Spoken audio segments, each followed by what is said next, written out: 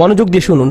যখন বিচার দিবস শুরু হবে, মানুষ ঢেউয়ের মতো একে অপরের উপর আশ্রে পড়বে, সর্বত্র বিশৃঙ্খলা, সবাই একে অন্যের দিকে ছুটতে থাকবে। ফায়াতুনা আদম, তারা কোনো একভাবে আদম আলাইহিসসালামের দেখা পাবে।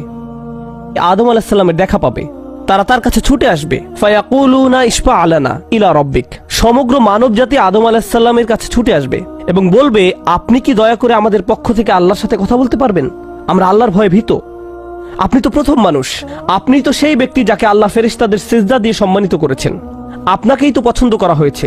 আমরা সবাই আপনার সন্তান, আপনি আমাদের পিতা, তাই দয়া করে আমাদের জন্য আল্লাহর সাথে কথা বলুন, আমরা খুবই ভীত। এরপর তিনি বলবেন, ফায়াকুলু লাস্তু লাহা, তিনি বলবেন, আমি এর যোগ্য নই, আমি পারবো না। ফায়াকুলু লাস্তু লাহা ওয়ালাকিন আলাইকুম বিইব্রাহিম, তোমরা কেন ইব্রাহিমের সাথে কথা বলছো না? তোমাদের উচিত ইব্রাহিমের সাথে কথা বলা। অতএব মানব জাতি এখন কার খোঁজ করছে? ইব্রাহিম আলাইহিস সালাম। ফাইন্নাহু খলিলুর রহমান।